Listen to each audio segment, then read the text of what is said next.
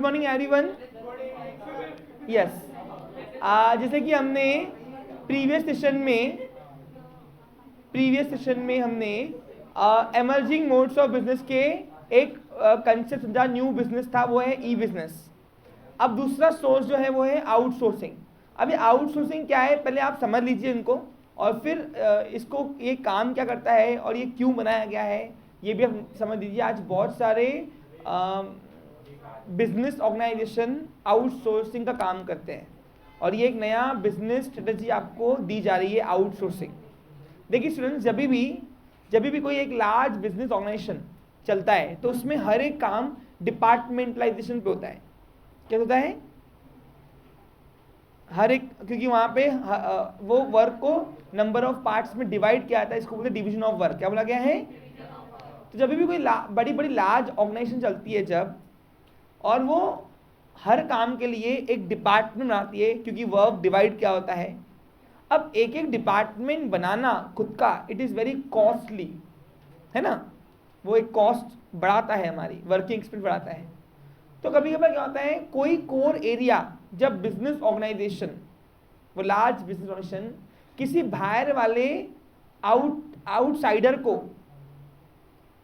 कोई भी एक काम करने के लिए दे देती है, तो उस काम को करने को बोलते हैं आउटसोर्स, यानी अपना काम ठेके पे दे देना।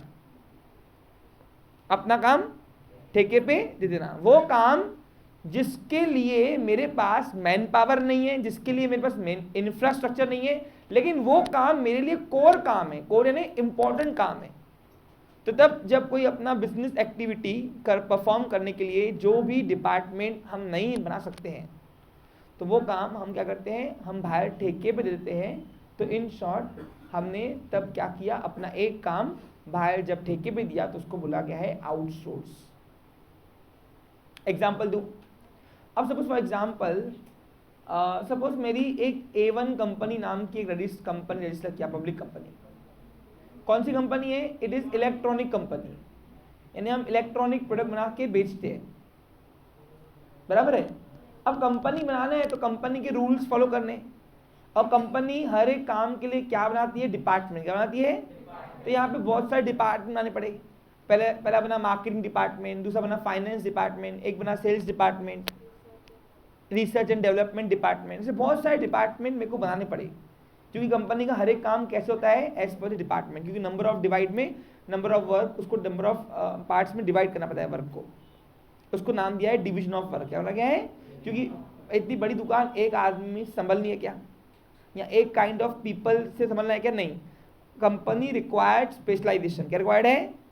क्योंकि इतना जितनी दुकान बड़ी उतने ट्रांजेक्शन बढ़े, उतने टर्नओवर बढ़े, तो इसलिए कंपनीज को चलाने के लिए स्पेशलाइजेशन चाहिए।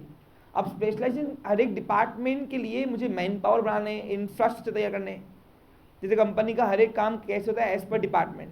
जैसे कंपनी में जितने भी काम होते हैं उसके हर काम के लिए एक एक डिपार्टमेंट आते हैं, finance department, management department, marketing department.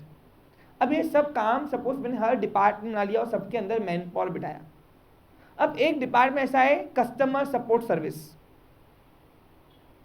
एक डिपार्टमेंट ऐसा है कस्टमर सपोर्ट सर्विस, यानी कंपनी लॉ मुझे बाउंड कर देता है कि अगर आपको कंपनी बन के खेलना है तो आपको कंपनी के रूल्स एंड रेगुलेशन फॉलो करने हैं। बिकॉज कंपनी क्या है, being an artificial person created by, तो कंपनी को सपोर्ट सर्विस देना पड़ता है। अब सपोर्ट सर्विस के लिए मुझे अपना कस्टमर केयर खोलना पड़ेगा, है ना। अब कस्टमर केयर खोलने के लिए मुझे उतने मैन पावर लगाने पड़ेंगे, यानी एम्प्लॉयज अपॉइंट करने पड़ेंगे, फिर इंफ्रास्ट्रक्चर ढूंढो।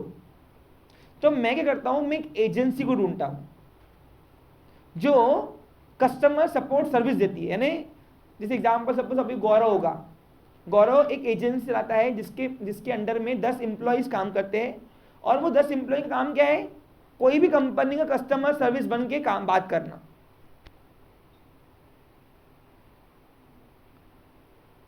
जैसे अभी मेरे को अगर खुद का कस्टमर सर्विस सपोर्ट देना है तो मुझे खुद का कस्टमर सर्विस सेंटर खोलना पड़ेगा, डिपार्टमेंट खोलना पड़ेगा एक। अब वो डिपार्टमेंट सपोज मेरे को महंगा पड़ रहा है, मेरे को पुड़ रहा नहीं उतने में, भाई अभी नई कंपनी है और इतना मार्केट में उड़ानी है, नहीं कंपनी का मुझे बाउंड कर रहा है कि आपको कस्टमर सपोर्ट सर्विस देना पड़ेगा। सबको पीछे समझ में आ रही है? तो अब करना क्या, तो मेरे को खुद का, अगर मैं कस्टमर सपोर्ट डिपार्टमेंट खोलूँगा, कस्टमर सर्विस डिपार्टमेंट, तो मुझे खुद का इंफ्रास्ट्रक्चर वगैरह तैयार करना पड़ेगा पूरा। तो मैं करता हूँ, मैं एक एजेंसी चुनता हूँ जिसका काम यही है कि वो कंपनी से कस्टमर केयर बनकर वो अपनी कंपनी कस्टमर से बात करती है। तो एजेंसी मिली मेरे को गौरव की। अब गौरव एक एजेंसी चलाता है जिसके पास 10 एम्प्लॉयज़ है जो अलग अलग कंपनियों के कस्टमर बन के काम करते हैं, यानी बात करके डील करते हैं। तो इससे क्या हुआ, इससे मेरा एक काम मैंने बाहर डेलीगेट कर दिया। तो जब मैंने एक काम अपना बाहर डेलीगेट कर दिया, तो तब मैं तब उस काम को बोलूँगा कि मैंने वो काम आउटसोर्स कर दिया। क्या कर दिया मैंने, यानी बाहर वाले को दे दिया ठेके पे। और गौरव मेरा एग्रीमेंट बना, क्या बना, एग्रीमेंट। और एग्रीमेंट में कितना अमाउंट मैं मंथली दूंगा उसको, वो एक तय होता है। और मुझे भी बुड़ गया, क्यों, क्योंकि मुझे एम्प्लॉय पालने नहीं है वो काम के लिए, और ना ही मुझे इंफ्रास्ट्रक्चर नीड है। और गौरव को क्यों बुड़ता, कि गौरव को मेरी जैसी 100 कंपनियां हैं, तो उसको बुड़ जाता। यानी इन शर्ट क्या हुआ, उसका भी बेनिफिट, मेरा भी बेनिफिट, उसका बिजनेस बन गया और मेरा एक काम बाहर ठेके पे दे दिया मैंने। तो जब कंपनी अपना एक काम, बड़े बड़े बिजनेस फंक्शन अपना एक काम, कोई भी एक कोर एरिया या नॉन कोर एरिया बाहर ठेके पे दे देती है। कोर एरिया नॉन कोर का जो इंपॉर्टेंट काम है उसको कोर बोलते हैं, और जो सपोर्टिंग वर्क होता है उसको बोलते हैं नॉन कोर एरिया। तो जब बाहर ठेके पे दे देती है तो उसको अपन बोलते हैं आउटसोर्सिंग। समझा क्या। अब गौरव को क्यों पड़ा, क्यों, गौरव के मेरे जैसी 50 कंपनी लेके बैठा वो, और 50 कंपनी से एक मिनिमम अमाउंट ले रहा है। और वो 50 कंपनियां उसको क्यों दे रही है, क्योंकि उनको पड़ रहा है, क्योंकि एक बड़ा खुद का एक अलग से कस्टमर सपोर्ट सर्विस सेंटर बनाना महंगा पड़ता है हमें। तो उसको भी पड़ गया, मेरे को भी पड़ गया।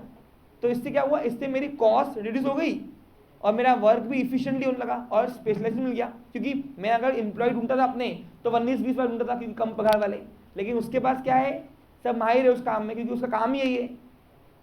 तो कभी मेरा A1 कंपनी बन के काम, उसके एम्प्लॉइज बात करेंगे, कभी रिलायंस कंपनी बात करेंगे। जो कंपनियों ने उसको ये काम ठेके पे दिया हुआ है, उसके एम्प्लॉइज वो जिसका कस्टमर का फोन आएगा उसको डाटा शो करेगा और वो बोलेगा हेलो A1 कंपनी से बात कर रहे, बोलिए। अब बताओ, वो इसके एम्प्लॉय, गौरव के जो एम्प्लॉय है जो मेरे कस्टमर से बात करे, वो A1 कंपनी के एम्प्लॉय है क्या, वो एजेंसी के एम्प्लॉय है। लेकिन वो किससे क्या बन के काम बात कर रहे, कभी A1 कंपनी, कभी रिलायंस कंपनी। यानी आधी से ज्यादा मैक्सिमम जो कस्टमर केयर सपोर्ट सर्विस है ना कंपनियों के प्रैक्टिकल लाइफ में, वो आउटसोर्सिंग की हुई है।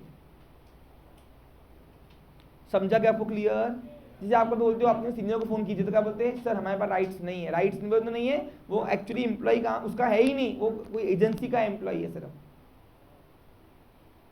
आप कभी याद करो, बोलते हो कि नहीं आपसे नहीं हो रहा तो आप अपने ऊपर ट्रांसफर कीजिए फोन, तो क्या बोलते, सॉरी सर हमको अलाउड नहीं है, हमको परमिट नहीं है उस चीज़ का। यानी वो क्योंकि, और वो उनको जो डाटा देता होगा बस उसी हिसाब से वो डील कर सकते हैं आपसे। जैसे एग्जाम्पल, अभी मेरी A1 कंपनी कस्टमर्स की जब फोन आएंगी गौरव के एम्प्लॉइज को, तो डाटा शो होगा A1 कंपनी कस्टमर है, ये है, फिर उस हिसाब से वो डील करते हैं। फिर जब और कोई कंपनी, सपोज Z कंपनी का भी इसको आउटसोर्स दिया हुआ है, तो Z कंपनी कस्टमर जब गौरव के एम्प्लॉय को काम बात करेंगे, तो Z कंपनी का कस्टमर है ये डिस्प्ले करते आएगा पूरा। फिर कोई आइडियल कंपनी का होगा तो आइडियल कंपनी का, यानी जितनी कंपनीज का वो आउटसोर्स लेके बैठा हुआ है गौरव एजेंसी वाला, तो वो उतनी कंपनीज बनकर वो डील करता है। समझा क्लियर। तो जब कोई हम अपना एक कोर एक्टिविटी बाहर ठेके पे देते हैं, क्योंकि मुझे नहीं पड़ता है दिन भर उनको पालना एम्प्लॉयज़ को, तो तब हम उसको बोलते हैं आउटसोर्सिंग। अब ऐसे बहुत सारे काम हैं, एग्जाम्पल दूँ आपको भी। बड़े बड़े, मैं एक बार क्या था, जब दादू की तबीयत खराब थी, तो बड़े मल्टी स्पेशलिस्ट हॉस्पिटल गया था, आइकॉन। तो आइकॉन में आया मैं, आइकॉन में गया, तो आइकॉन में जाने के बाद मैंने वो साफ सफाई वाले सुबह आए थे क्लीनिंग करने वाले। तो मैंने भैया ये क्लीनिंग करो ना, यहाँ पे कल भी नहीं किया था, तुम्हारे डायरेक्ट नीचे फोन ये बात करूँगा, कंप्लेन करूँगा आपकी। तो बोलते जाओ कर लो। क्या बोला, मतलब क्यों, डरवनी के जॉब की, बोला ये हमारे मालिक थोड़ी नहीं, हम ये काम आउटसोर्स किया है हॉस्पिटल ने, हम किसी और के एम्प्लॉई है, हम आते साफ साफ करके चले जाते। ऐसे एक हॉस्पिटल थोड़ी ना हमारे ऊपर, 10 हॉस्पिटल है हमारे पीछे। तो इट मीन्स व्हाट, जो क्लीनिंग करने आए थे हॉस्पिटल में वो एक्चुअली हॉस्पिटल के एम्प्लॉय नहीं थे, वो किसी एजेंसी के एम्प्लॉय थे और हॉस्पिटल ने वो क्लीनिंग करने का काम आउटसोर्स किया हुआ था। समझा क्लियर? अब इसका बेनिफिट क्या हुआ, एक तो हॉस्पिटल को दिन भर पालना नहीं पड़ा एम्प्लॉइज को, और दूसरा उस एजेंसी को क्यों पड़ा, क्योंकि उसके पास ऐसे हॉस्पिटल 10-15 है ना, तो उनको 10 लोग पालना पड़ता है और वो उस काम में माहिर ढूंढ देते, तो स्पेशलिटी मिलती, कॉस्ट भी कम होती, वर्किंग भी कम होता और इंफ्रास्ट्रक्चर की नीड नहीं है। समझा क्या? फिर एग्जाम्पल नंबर 2, फिर नीचे गया आइकॉन में, तो वहां पे था कैंटीन। क्या था? कैंटीन। मतलब क्या बात है, कैंटीन भी हॉस्पिटल में।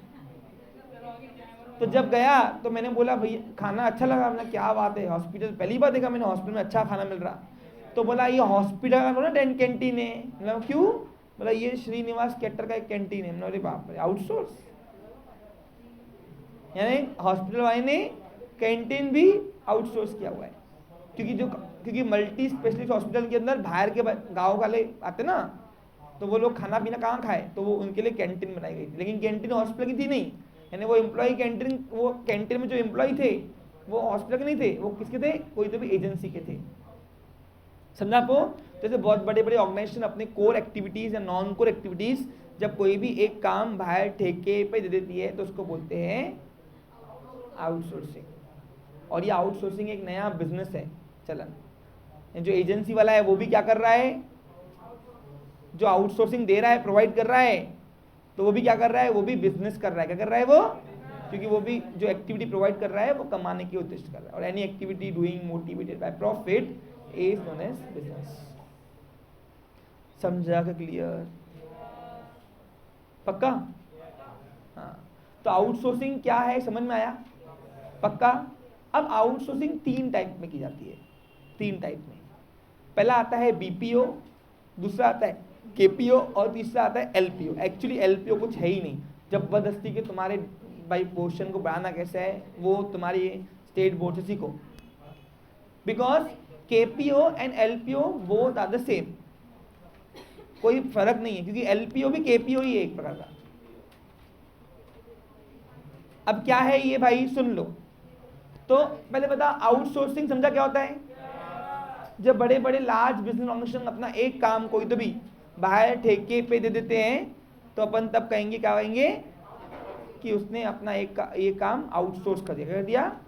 और आउटसोर्स करना क्यों पड़ता? वो एजेंसी वालों को क्यों लेना पड़ता? क्योंकि उसके पास 10 कंपनियां हैं, 100 कंपनियां होंगी उसके पास, और वो कंपनी को देना क्यों पड़ता? क्योंकि इंफ्रास्ट्रक्चर नीड नहीं, कॉस्ट कट मेंटेन नहीं, वर्किंग एक्सपेंस नहीं, उस डिपार्टमेंट में चालू ही नहीं कुछ भी, बस वो एक फीस देंगे मंथली और उसमें वो काम पूरा संभाल लेगा उसका। समझा?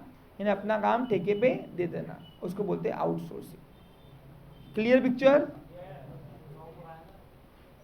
अब 2 टाइप आउटसोर्सिंग 3 टाइप से होता है, 2 ही टाइप होते हैं, लेकिन तीसरा बस लाया पढ़ाना पड़ रहा। चाहो पूछ क्या हो?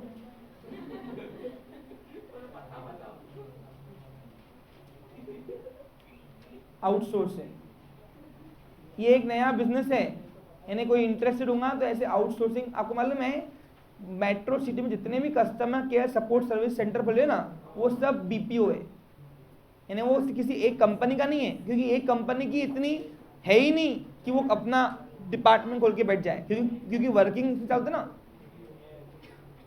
आपको समझा क्या? और दूसरी बात क्या हुआ, देखो अभी सपोज मेरी A1 कंपनियों का मैं अगर खुद का सपोर्ट सर्विस खोलता था, कस्टमर सपोर्ट सर्विस सेंटर, तो उसमें मुझे एम्प्लॉयज को 3 शिफ्ट में बांटना पड़ता। पूछो क्यों? क्योंकि 8-8 घंटे से ऊपर as per the company law में कोई भी एम्प्लॉय को काम करना अलाउड नहीं करता। तो 8-8-8 कितने होते? 16-16-8, तो 3 शिफ्टे में मेरे को एम्प्लॉय को पालना पड़ता था, अगर मेरे को 24 तास देना है तो। और यही मैंने अगर बाहर एजेंसी को दे दिया तो 24 तास सेवा भी उपलब्ध चालू है मेरी, यानी मेरी गुडविल बढ़ेगी कि क्या कंपनी है यार, आधी रात को भी फोन उठाती। और उसको अब उस कस्टमर को क्या मालूम कि वो कंपनी का कस्टमर केयर नहीं है, वो एक एजेंसी कस्टमर केयर है, जो कंपनी का आदमी बन के बात कर रहा। समझा क्लियर? तो मैक्सिमम कंपनीज जो है प्रैक्टिकल लाइफ में, मैक्सिमम कंपनी अपना कस्टमर सपोर्ट सर्विस जो है वो आउटसोर्स करती है। वो पुट जाता, क्योंकि इंफ्रास्ट्रक्चर बनाने की नीड नहीं, उसका इतना इंस्ट्रूमेंट लेने की नीड नहीं, टेक्नोलॉजी लेने की नीड नहीं, एम्प्लॉयज पालने की नीड नहीं।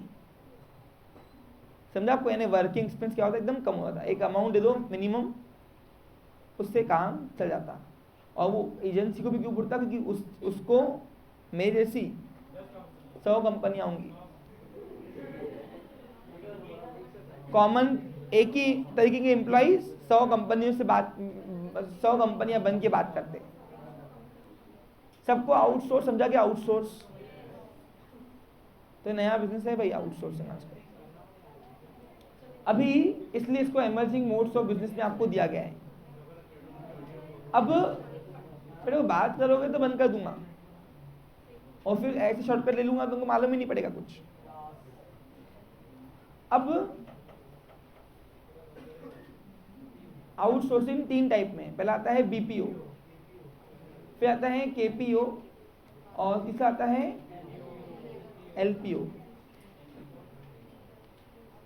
एलपीओ केपीओ ही है। देखो फर्स्ट लाइन पढ़ोगे इंट्रो की तो लिखा हुआ ही है, नॉलेज ये legal process outsourcing is a KPO, लिखा है केपीओ और कुछ नहीं है। देखो अब क्या है भाई, सुन लो।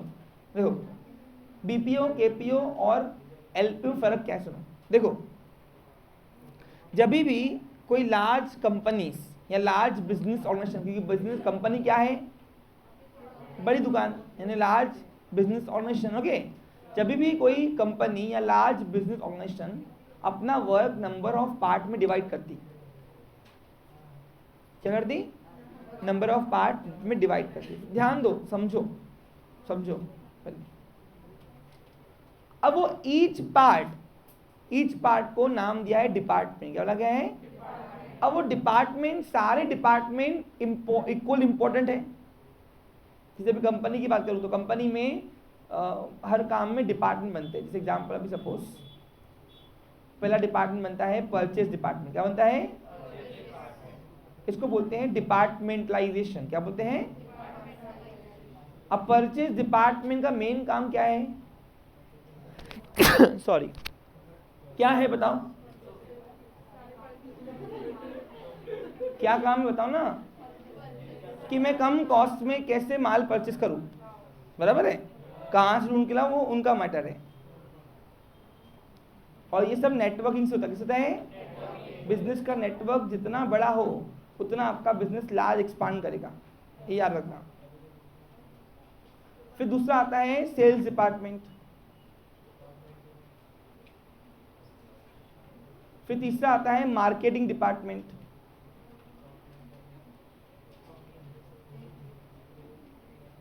ओके। फिर चौथा आता है रिसर्च एंड डेवलपमेंट डिपार्टमेंट। ऐसे बहुत सारे डिपार्टमेंट होते हैं, और फिर एक्सेट्रा कर दे रहा हूं। अब इनमें से कोई भी एक डिपार्टमेंट का एक काम, जैसे मार्केटिंग का काम है एड का, एडवर्टाइजमेंट मार्केटिंग करती ना, okay.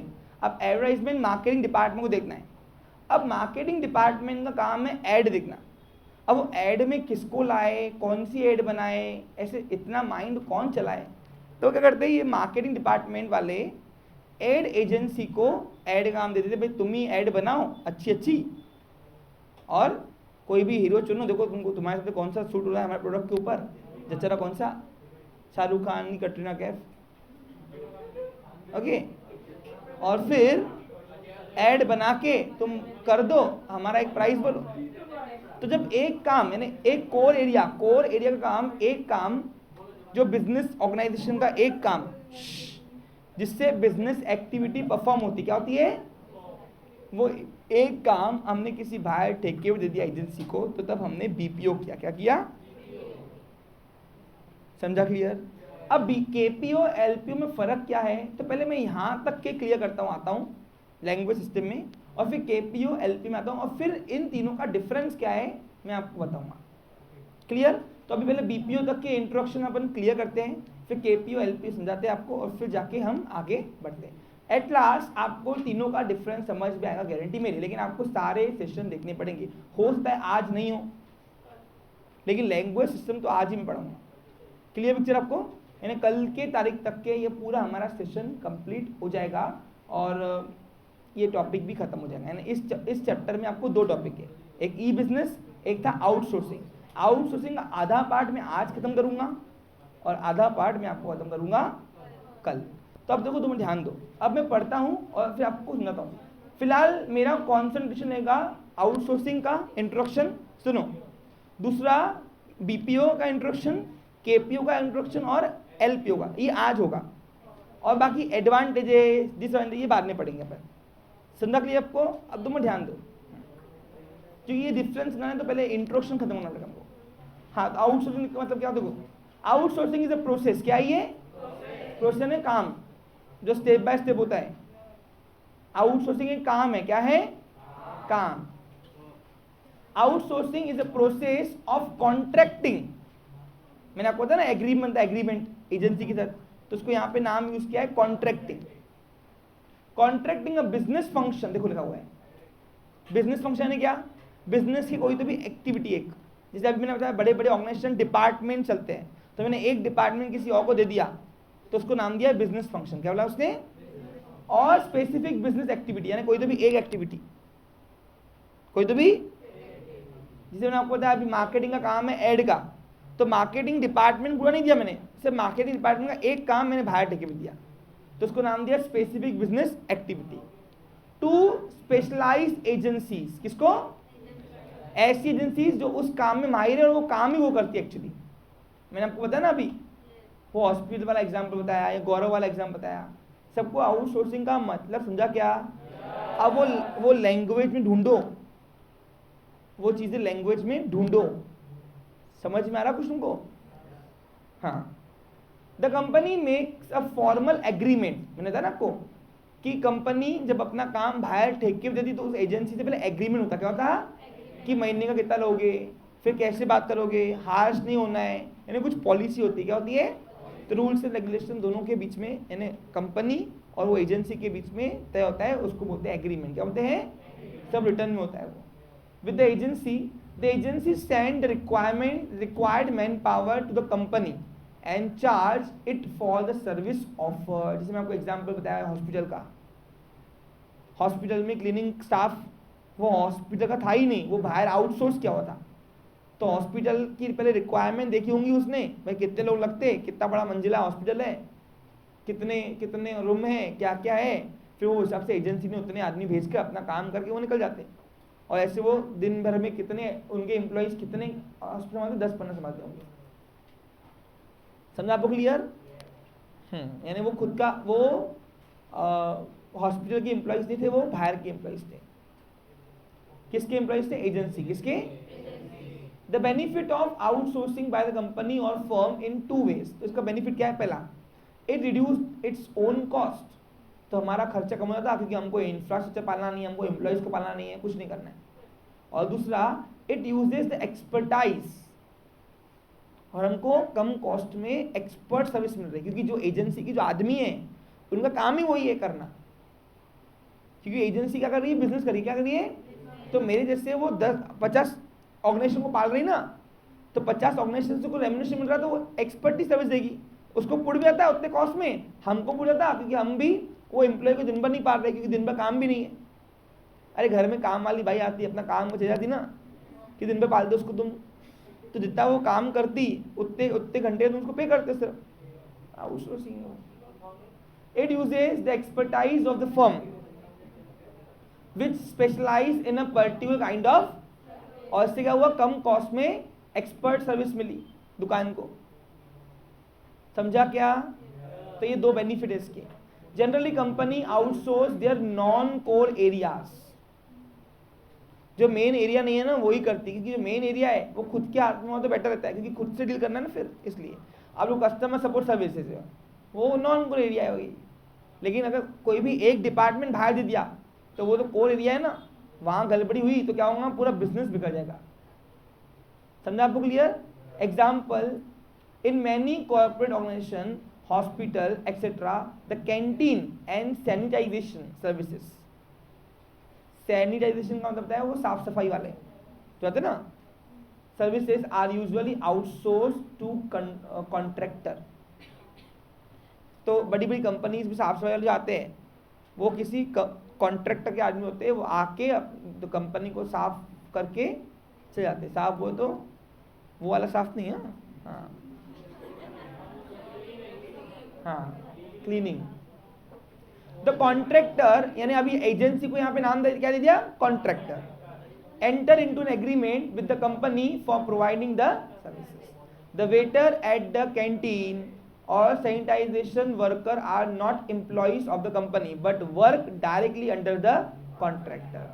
The company makes the payment to contractor who in turn pays his employees. अब वो है ही एम्प्लॉय जब कॉन्ट्रैक्टर के, तो उनको सैलरी भी कौन देगा, वो contractor. Today services all over the world are becoming highly specialised. आज सब चीज में हमको माहिर चाहिए, कि कंपटीशन इतनी हो गई है कि अगर कहाँ भी कम पड़े हम तो खत्म हो जाएंगे, इसलिए हर चीज में हमको स्पेशल चाहिए। तो उसमें आउटसोर्सिंग करना कभी कभार बेनिफिट होता है। Most services required skill. अब ज्यादातर सर्विसेज क्या रिक्वायर्ड है, skills. With the increasing global competition, global ने आज वर्ल्ड कंपटीशन चल रही है ना पूरी, बड़ी बड़ी कंपनियां छोटी दुकान को पीस दे रही ना, तो ग्लोबल कंपटीशन चल रही, यानी पूरे वर्ल्ड वाइड कंपटीशन चल रही है। Most companies are focusing on showcasing, तो आज सब दिखावे के ऊपर है ना their product. Due to this many non core areas are being outsource to firm who have an speciality skill work force. और बहुत सारे ऐसे काम होते हैं जो ये कंपनियां अपनी नॉन कोर एक्टिविटीज बाहर ठेके पे देते हैं उन लोगों को जो उसी काम में माहिर होते हैं। समझा, clear? There are different forms of outsourcing such as BPO, नाम क्या है, business process outsourcing, KPO knowledge process, and LPO legal process. अब इसके एडवांटेजेस वगैरह हम कल कवर करेंगे, पहले अपन सब लैंग्वेज पढ़ते हैं, क्योंकि मुझे तीनों का डिफरेंस तुमको बताना जरूरी है। अब बीपीओ समझा, बीपीओ क्या होता है? हाँ, तुम ध्यान दो, पहले मैं आज का सेशन से बीपीओ, केपीओ और एलपीओ का इंट्रो और उसका कंसेप्ट सब क्लियर करेंगे, बाकी एडवांटेज बाद में। समझा, क्लियर? आपको एक सेशन में आपको तीनों का नेचर मिल जाता है, कैसा डिफरेंस और क्या है। देखो अब बीपीओ क्या, सुनो, अब बिजनेस प्रोसेस आउटसोर्सिंग यानी BPO is a business practice in which one organisation hire another company to perform a task. यानी यहाँ पे क्या होता है, जनरली बीपीओ में कोर एरियाज को फोकस क्या आता है, समझा क्या?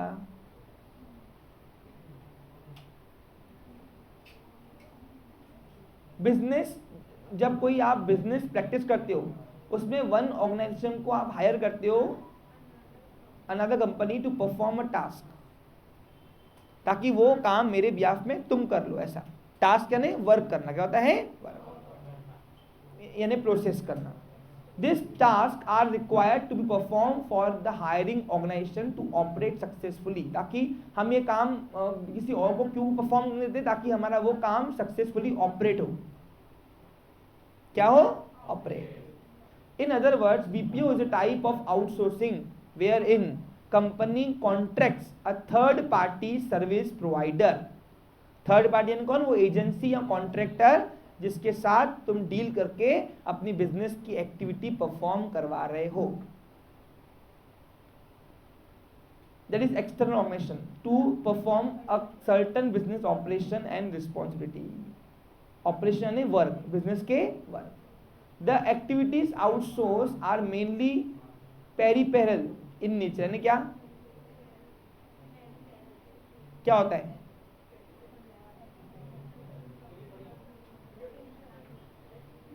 क्या होता है, बताओ ना।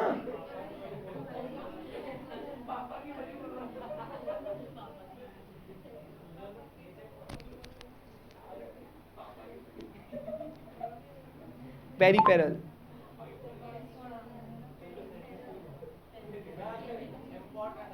इंपॉर्टेंट, नॉन इंपॉर्टेंट, पक्का? हाँ, तो वही बता रहा था यहाँ पे भी, नॉन कोर को हम पेरिपेरल नाम दिया है। Mainly peripheral in nature. तो जो आप बाहर काम देते हो ठेके पे, वो कौन सा नेचर का होगा? पेरिपेरल। कोई भाई ऐसा डिपार्टमेंट दोगे जो भाई बाहर देने से चल जाता है, ऐसा। हाँ, BPO allows the company to minimise cost and increase efficiency. अब इससे क्या होता है? बीपीओ से हमारा कॉस्ट कम होता है और हमारी कैपेसिटी इंक्रीज होती है। For example, customer care service centre for various bank service provider etcetera. तो बैंक का कस्टमर केयर या सर्विस प्रोवाइडर्स के जो भी आपको देते होंगे, जैसे अभी ऑर्गेनाइजेशन खोल रही है, जैसे अभी फॉर एग्जांपल कोई भी रिलायंस कंपनी, अब रिलायंस कंपनी क्या कर रही है? आपको सर्विस दे रही है ना, तो वो सर्विस प्रोवाइडर्स अपना कस्टमर केयर जब किसी बाहर एजेंसी को दे देती है खुद का ना खोलते हुए, तो अपन उसको बोलेंगे बीपीओ। क्या बोलेंगे? समझा? क्लियर? अब ये ऑन शोर ये सब हम बाद में पढ़ते हैं, देखिए आपको ऑफशोर, ऑनशोर और ये अपन बाद में पढ़ते हैं। अभी अपन पढ़ेंगे पहले केपीओ का इंट्रोडक्शन, और फिर मैं इन दोनों में क्या डिफरेंस है वो बताऊंगा, और फिर एलपीओ का डिफरेंस, और फिर छुट्टी। इतना आज का टास्क है हमारा।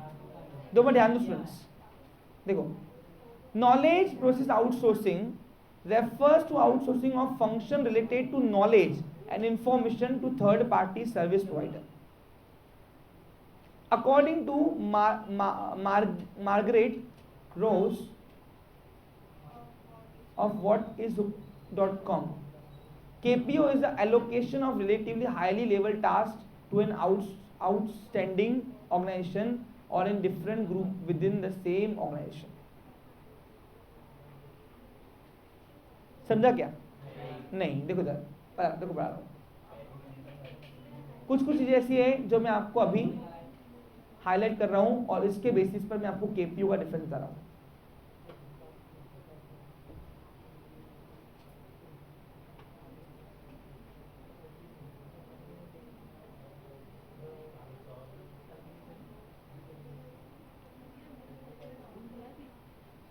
देखो सुनो, केपीओ में और इसमें फर्क क्या है, देखो, और एलपीओ फर्क क्या है, अब मैं आपको समझाता हूँ। देखो, जब भी कोई बिजनेस ऑर्गेनाइजेशन अपना बिजनेस का एक पार्ट एक्टिविटी किसी यानी बिजनेस में जो जो काम आ रहे वो काम, एग्जाम्पल अभी एक बड़ी कंपनी है, बड़ी कंपनी को चाहने के लिए क्या चाहिए? मार्केटिंग, सेल्स प्रमोशन यानी सेल्स डिपार्टमेंट, फिर परचेज डिपार्टमेंट, फिर फाइनेंस डिपार्टमेंट। अब इनमें से कोई भी एक काम बिजनेस की एक्टिविटी को परफॉर्म करने के लिए जो लगता है, वो अगर वो ऑर्गेनाइजेशन खुद ना करते हुए बाहर एजेंसी को देती है, अदर कंपनी को देती है, तो तब उसको कहेंगे बीपीओ। क्या कहेंगे? बीपीओ। लेकिन अब केपीओ क्या है? जब भी कोई बड़ी बड़ी ऑर्गेनाइजेशन है जो नॉलेज बेस्ड ऑर्गेनाइजेशन, अब knowledge based organisation just like Infosys. अब इन्फोसिस कौन है? इन्फोसिस सॉफ्टवेयर बनाती है, ठीक है। अब सॉफ्टवेयर बनाने के लिए इन्फोसिस कौन अपने एम्प्लॉयज हायर करती है। तो अब इन्फोसिस, सपोज एक इन्फोसिस कंपनी है जो सॉफ्टवेयर बनाती है बड़ी बड़ी कंपनियों के लिए, बड़े बड़े ऑर्गेनाइजेशन के लिए, गवर्नमेंट के लिए, और वो सॉफ्टवेयर से पूरा काम चलता है। अब इन्फोसिस को मेन काम क्या है? नॉलेज का। तो अब इन्फोसिस कंपनी को सॉफ्टवेयर बनाने के लिए अपने एम्प्लॉयज हायर करना है, तो वो अपने एम्प्लॉय हायर कर देती है। अब वो एम्प्लॉय जब हायर करेंगी तो वो इंटरनल फंक्शन हुआ बिजनेस का, एम आई राइट और रॉन्ग? लेकिन अब वो जो इन्फोसिस कंपनी जो एम्प्लॉय हायर करेगी और वो सॉफ्टवेयर जो बनाएंगे, अब सॉफ्टवेयर बनाएंगे तो कहीं ना कहीं तो उसके एम्प्लॉय भी चूक मारेंगे ना। क्यों मारेंगे?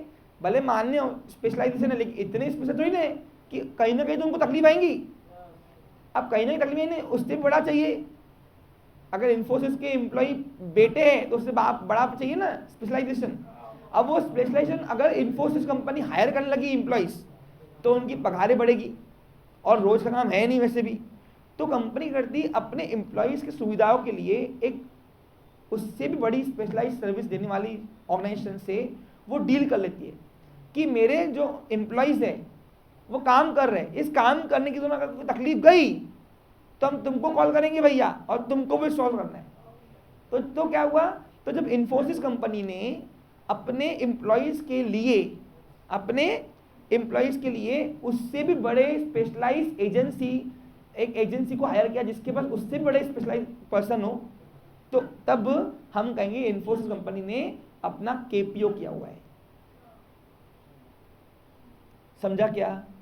जिस एग्जाम्पल को, अभी सपोज मेरी कंपनी है इन्फोसिस, अब मेरे पास 30 एम्प्लॉयज़ हैं। अब 30 एम्प्लॉयज़ को मैं पाल रहा हूँ।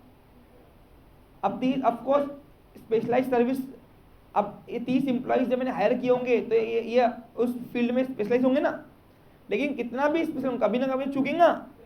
अब सपोज फॉर एग्जांपल एक गवर्नमेंट डिपार्टमेंट का हमारे पास एक प्रोजेक्ट आया। क्या आया? तो मैंने ले लिया क्योंकि मेरे पास काम ही ये सॉफ्टवेयर का। अब इन्फोसिस कंपनी, मैंने अपने 30 एम्प्लॉय बोला इधर आ रहे, ये लो बनाओ सॉफ्टवेयर। अब जो बनाने बैठे तो उनको भी प्रॉब्लम लगी, यानी इनसे बड़े बाप चाहिए हमें। अब जब इससे बड़े बाप चाहिए तो उतने बड़े एम्प्लॉयज़ को हायर करने के लिए मुझे उतना तगड़ा उनको पैसा देना पड़ेगा ना, और जबकि उतने उससे बड़े एम्प्लॉयज़ का रोज काम पड़ता भी नहीं है, तो मैं काय को पालूँ? महीने में काय को पालूँ उनको बैठ के? तो मैंने क्या किया, अपने एम्प्लॉयज़ के लिए बाहर विदेशी कंपनी की एक एजेंसी हायर कर दी, और मैंने उस एजेंसी को काम बोला कि मैं सुना तुम्हारे पास बहुत स्पेशलाइज पर्सन है। बोला हाँ, ऐसा कोई प्रॉब्लम नहीं है जो हम सॉल्व नहीं करेंगे, नॉलेज के रिगार्डिंग लेके आओ। समझ में आ रहा? तो उस एजेंसी को बोला ठीक है, मेरे एम्प्लॉय जो भी काम करेंगे, इसमें अगर कुछ भी काम में तकलीफ गई तो हम तेरे को कॉल करें क्या? तू अपने एम्प्लॉयज़ को पूछ के हमको सॉल्व कराएगा क्या? महीने में हमसे इतना ले लिया कर। यानी क्या हुआ इससे जब मैंने उस एजेंसी को टाइप किया, आउटसोर्स किया ये काम की, अगर मेरे एम्प्लॉयज़ को काम करने में कुछ नॉलेज की रिक्वायरमेंट चाहिए और कम पड़ रहा मेरे एम्प्लॉयज़, तो तू वो काम करके देगा क्या इंटरनल मैनेजमेंट के अंदर? तो तब मैंने इन शॉर्ट क्या किया, तब मैंने केपीओ किया जहाँ पे नॉलेज की रिक्वायरमेंट है। और उस एजेंसी के पास जो एम्प्लॉई है वो एम्प्लॉई के लिए वो हाईली स्पेशलाइजेशन है, हाईली स्पेशलाइज, और वो एजेंसी को मेरे को सर्विस देना सिर्फ मैं अकेला हूँ क्या, उसके बाद ऐसी 100 कंपनियाँ होंगी, तो उसको भी पड़ता है वो हायर स्पेशलाइज पर्सन को पालना, और मुझे भी पड़ता क्योंकि मेरे एम्प्लॉय को तकलीफ गई तो मैं उससे भी बड़े स्पेशलाइज पालूंगा क्या एक काम के लिए? तो जहाँ मुझे एरिया में तकलीफ गई नॉलेज के रिगार्डिंग, मैं वो काम एजेंसी को फ़ोन करूँगा और बोलूँगा भाई ये बता दे क्या है। समझा के क्लियर हो गया? केपीओ और बीपीओ समझा क्या फ़र्क है?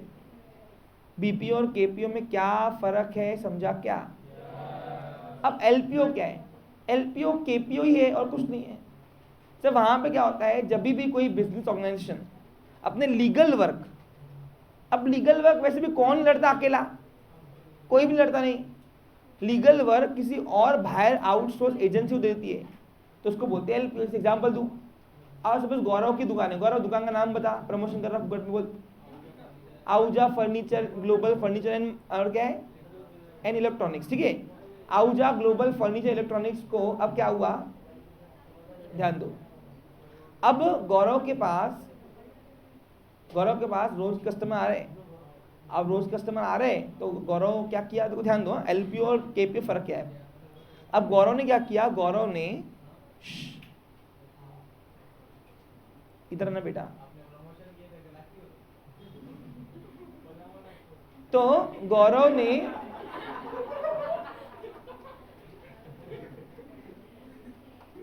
अब गौरव को एक कस्टमर ने चेक दिया, 2 लाख का चेक था। क्या था? 2 लाख का चेक था, माल लिया और चेक दिया, पेमेंट नहीं किया। अब जब चेक डाला तो निकला बाउंस। अब बाउंस निकला तो उस कस्टमर को बहुत समझाया, बेटा पेमेंट कर, नहीं तो केस करता, नहीं कर रहा। अब गौरव क्या करेगा, केस ही करेगा ना। अब केस जब खुद जाएंगे लड़ने, उसको जज अंदर घुसने देगा क्या, तो वो एक वकील ही करेगा ना। अब वकील करेगा, वकील लीगल प्रोसेस को लड़ेगा उसके बिहाफ में, और बदले में उसको बोलेंगे इतनी फीस दे मेरे को भाई। अब बताओ वो वकील क्या गौरव का एम्प्लॉय है क्या? वो वकील एक एजेंसी से, या तो खुद का होगा या तो किसी ऑर्गेनाइजेशन से। जैसे अभी गौरव अपने दोस्त के पास गया और दोस्त का ऑफिस था वकील का, वो था शुभम। कौन था? एडवोकेट शुभम। अब एडवोकेट शुभम के पास गौरव गया और बोलता भैया ये 2 लाख का माल लेके गया था, चेक है बाउंस हो गया, दे रहा ही नहीं। तो गौरव शुभम ने ठीक है हम दिलाते 5,000 लगेंगे, तो 5,000 एक फीस दे दी। और शुभम ने अपने अंडर के जो एम्प्लॉई है, जिसे उसके अंडर में जतिन होगा, जतिन को बोला ये चिल्लर काम मैं नहीं करता, ये ले लड़ लेना उसके बिहाफ में, दो हायरिंग में खत्म कर काम। अब बताओ जतिन भी एक वकील था, कौन था? जो शुभम के अंडर में काम करता। तो जतिन ने जब गौरव का केस लड़ा, तो बताओ जतिन क्या गौरव का एम्प्लॉय है क्या? वो एक ऑर्गेनाइजेशन का एम्प्लॉय है, जिस ऑर्गेनाइजेशन को उसने लीगल वर्क आउटसोर्स कर दिया। किसने? गौरव ने। तब हम कहेंगे गौरव ने क्या किया? एलपीओ किया। अब एलपीओ के लिए भी नॉलेज चाहिए ना, तो it is nothing just like knowledge process outsourcing. समझा? क्लियर हो गया? दोनों हो सकते हैं।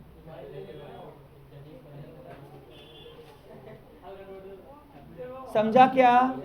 अब केपीओ एलपीओ का एक ड्रॉबैक है, इसमें हाईली क्वालिफाइड और एक्सपर्ट टीम चाहिए होती है, क्योंकि आप नॉलेज के रिगार्डिंग कोई प्रॉब्लम सॉल्व कर रहे हैं।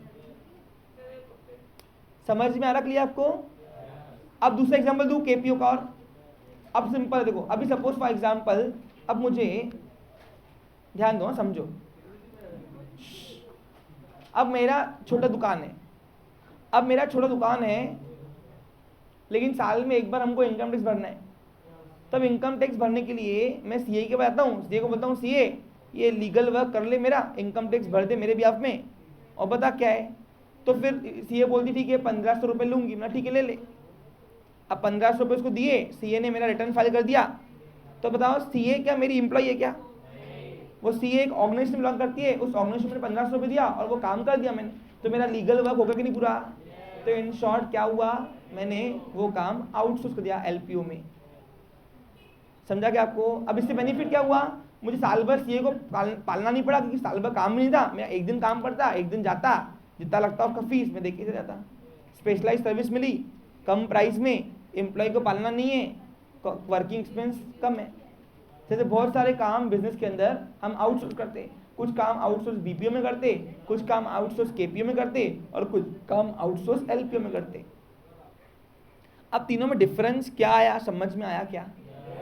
कोई दुविधा है तो पूछो, नहीं तो फिर इंट्रोडक्शन पे आता हूं मैं सीधा। आप समझेगा, देखो आप पढ़ोगे तो समझेगा। देखो इधर पहले KPO, knowledge process outsourcing refers to outsourcing of the function related to knowledge. किस लिए? मैंने आपको एग्जांपल दिया ना कि मेरी एक सॉफ्टवेयर बेस्ड डेवलपर कंपनी है, मेरे एम्प्लॉइज को मैं पाल रहा हूँ, लेकिन उनको तकलीफ हुई तो कौन देगा? तो उससे बड़े चाहिए माहिर।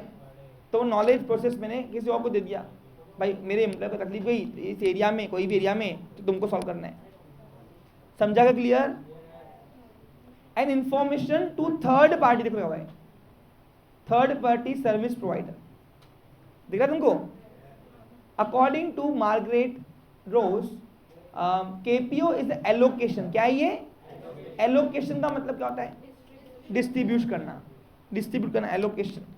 ये गया हुआ इकोनॉमिक्स के अंदर है ना, how allocation of relatively highly level task. Highly level task यानी क्या? जो मेरे बस की बात नहीं है, जो मेरे एम्प्लॉय से नहीं हो रहा। भाई मेरे एम्प्लॉय से बस की बात नहीं है, ठीक है, इससे बड़े चाहिए, तो अपन ये ऑर्गेनाइजेशन काम देते, क्योंकि इससे बड़े एम्प्लॉय को पालना मेरे बस की बात, मैं कमाऊंगा क्या फिर? क्योंकि जब स्पेशलाइज्ड पर्सन आएंगे मेरे पास इससे भी बड़े, तो उतनी पगार भी लेंगे ना, हाई रेम्यूनरेशन, उतना बेयरिंग लेंगे, तो टकला हो जाऊंगा मैं तो दे देकर। समझा? क्लियर आपको? समझा क्या? जब अभी ट्यूशन क्लास है, अब ट्यूशन क्लास में तुम्हारे टीचर्स आते और पढ़ा कितने रहते? बराबर कि नहीं? अब क्या वो मेरे पास 24 तास बैठे क्या, या मेरे पास ड्यूटी देते क्या? वो मैंने उनको 1 सब्जेक्ट दिया, 1 सब्जेक्ट की बात हुई है, जितना एग्रीमेंट जो प्राइस बनाऊंगा वो देखकर चला जाता, तो केपीओ। क्योंकि नॉलेज के रिगार्डिंग जब मैं हाईली लेवल टास्क जो कंपनी नहीं कर पाती, जो ऑर्गेनाइजेशन नहीं कर पाती, वो जब आउटसोर्स करते तो उसको बोलते केपीओ। समझा? क्लियर? अब इसे कंचन में तुमको पढ़ाते, तो कंचन में मेरे पास से पढ़ाते क्या? वो अपनी पर्सनल ट्यूशन भी लेते हैं, मेरे पास भी पढ़ाते हैं, है ना। तो यानी इन शॉर्ट मैंने वो इकोनॉमिक्स क्या कर दिया? आउटसोर्स किया हुआ है बाहर। आपको समझा के क्लियर? क्योंकि उनको मंथली पगार तो नहीं मिलती, उनको पर हेड के हिसाब से हमारा एग्रीमेंट बनता, वो आते पढ़ाते, बच्चे एग्रीमेंट बनता है, इतने बच्चे हैं इतने तो लगेगा, ठीक है बस हो गया। अब वो नॉलेज तुमको दे रहे हैं केपीओ। समझा क्लियर? तो क्या लिखा हुआ है? Relatively high level task to an outstanding organisation or a different group within the same organisation में, विद इन डिफरेंट ग्रुप में अगर मैंने वो काम दिया तो भी हम केपीओ कर रहे हैं। In KPO the service provider is hired not only for the capacity of perform specific business function but to provide expertise around it। KPO के अंदर जो एजेंसी है जिससे टाइप कर रहे हैं, तो वो एजेंसी के पर्सन हाईली स्पेशलाइज होना चाहिए। क्या होना चाहिए? KPO required advance analytical and technical skill as well as high degree of specialise expert. आपको मालूम है मेरा फ्रेंड है केपीओ में, इसमें क्या होता है बता रहा हूँ। मेरा फ्रेंड है जहाँ पे एयरलाइंस कंपनीज को केपीओ किया जाता है। क्या होता है, एयरलाइन कंपनियाँ जो चलती है ना, जैसे एक फ्लाइट चलती तो एक फ्लाइट दूसरे फ्लाइट जब एक एयरपोर्ट दूसरे फ्लाइट तो बीच में बात करती, बात किससे करती? रेडार से, है ना, उनको रेडार से दिखता और वो क्या बोलते उसको, साउंड को जो बोलते होंगे, हेडफोन लगा बात करते हैं ना पायलट। तो उसमें क्या होता है, उसमें बीच में आते हैं क्लैशेस, क्या आते हैं? बग्स, जिसको बग्स बोलते हैं, प्रॉब्लम्स। वो बग्स को वो लोग बैठते हैं और वहाँ सॉल्व करते हैं ऑनलाइन कि भाई क्या बग्स आया हुआ है एयरलाइंस में। तो अब बताओ, वो बग्स सॉल्व करने के लिए एयरलाइंस कंपनियाँ वो क्या एम्प्लॉय को महीने महीने पका देंगी क्या? नहीं, तो वो सारे एयरलाइंस से टाइप कर, उनकी कंपनी सारे एयरलाइंस टाइप करके बैठी हुई है। सारे एयरलाइंस के जितने भी एयरलाइंस चल रहे हैं उसमें कोई भी बक्स आया तो उनके एम्प्लॉयज रेडी है काम करने के लिए। लेकिन जब तक कुछ नहीं आ रहा तो हम आप चलन दो स्मूथली। तो तब वो एयरलाइंस कंपनी ने क्या किया है, ये काम केपीओ किया हुआ है। समझा गया आपको? और वो जो बैठे वो इंजीनियर्स है। कौन है वो? जिनको समझता कि क्यों बग्स आ रहे हैं, क्यों रुकावट आ गई कम्युनिकेशन में। क्योंकि एक भी अगर जहाज में कम्युनिकेशन रुक गया फ्लाइट में तो वो हो जाता है ना, प्रॉब्लम वाली बात है बहुत। समझा क्या? समझा? आगे बढ़ता हूं। देखो जब केपीओ रिक्वायर्ड एडवांस एनालिटिकल, यहां पे डिटेल में स्टडी करनी पड़ती है एकदम, उसको नाम दिया है एडवांस एनालिटिकल। अब देखो सिंपल है, अभी सपोज जेट एयरवेज का फ्लाइट चल रहा, अब वहां पे कम्युनिकेशन रुक गया फ्लाइट से, तो अब जो वहाँ पे बैठते क्या बोलते थे, नाम याद नहीं आ रहा मेरे को, तुमको याद है कि कुछ? हाँ, क्यूबिकल्स, ठीक है क्यूबिकल्स अच्छा नाम है उसका। नहीं, वो कैबिन को क्या बोलते जो ऊपर रहता है फ्लाइट एयरपोर्ट पे?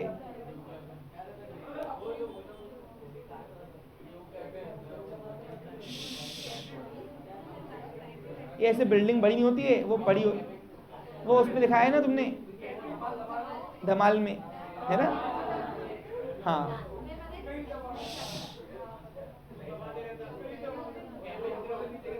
कैबिन क्रू तो उसको नहीं बोलते हैं, ठीक, जान दो जो बोलते होंगे, तुमको समझ में आ रहा ना?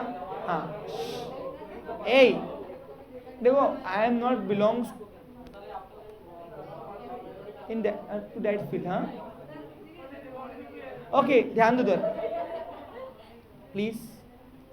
अब क्या हुआ, अब एयरलाइन चल रही है, ऊपर आसमान में चल रही है, अब वो बात करते रहते कम्युनिकेशन एयरपोर्ट से, है ना, बात करते रहते ना, तो बात करने के लिए बात करते रहते, अब बात करते करते कम्युनिकेशन रुक गया तो प्रॉब्लम वाला काम है कि नहीं?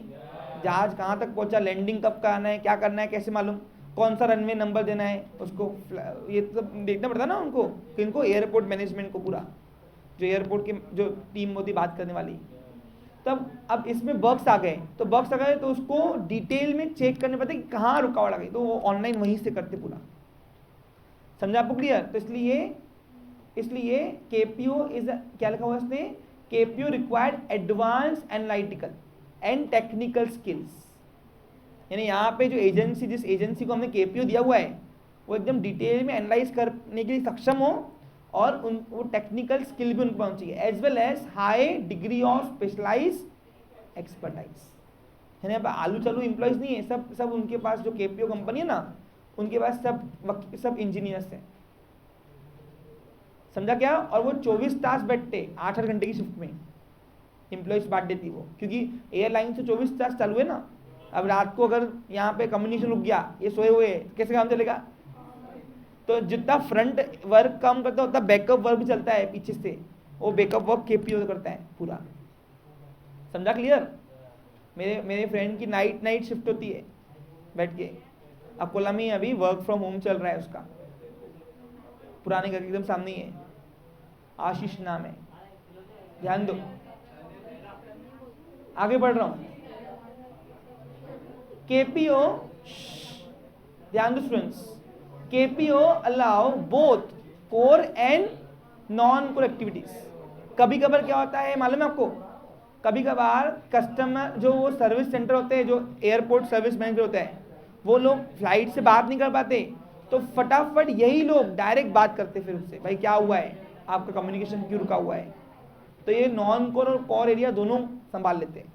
नॉन कोर एरिया ने बैकअप वर्क और कोर एरिया ने जो फ्रंट में दिखता है। समझा clear? In case of KPO, outsource work is carried out by workers in different company or by subsidiary of the same organization which may be located in the same country or to be offshore। अभी offshore क्या है, जब मैं आपको पढ़ाऊंगा वहाँ पे BPO KPO में, तब आपको समझ जाएगा ये।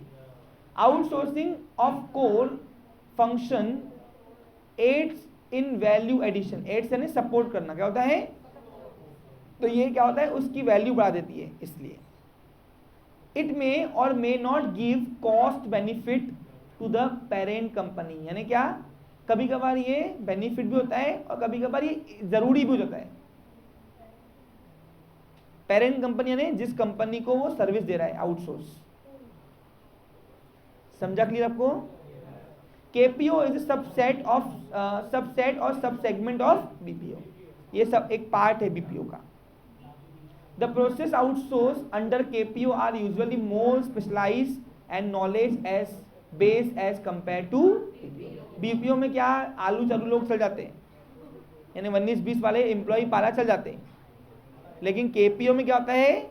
KPO में सिर्फ स्पेशलाइज चाहिए, क्यों? KPO किससे बेस्ड है? नॉलेज से, और knowledge required specialisation. Okay, there are many reasons that company may choose KPO service over the BPO। बहुत सारे रीजन है जो बीपीओ छोटी कंपनी केपीओ लेती है। अब केपीओ का एक पार्ट है एलपीओ। एलपीओ बहुत चिल्लर है, काय को समझ में दिया, काय को उन्होंने, सुन लो। Legal process outsourcing is a type of KPO. क्या है ये और कुछ नहीं है, केपीओ ही है। In which process that are specific to legal service. कौन सी चाहिए? In outsource. अब इन क्यों चाहिए वहां पे? इस चाहिए ना,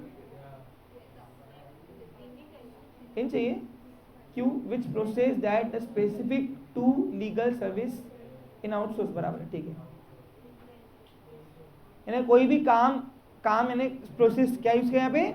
प्रोसेस। कोई तो भी एक काम जब हम लीगल सर्विस वाला काम आउटसोर्स में कर देते हैं, आउटसोर्स में, तो उसको बोलते हैं एलपीओ। मैंने आपको अभी एग्जांपल दिया गौरव का।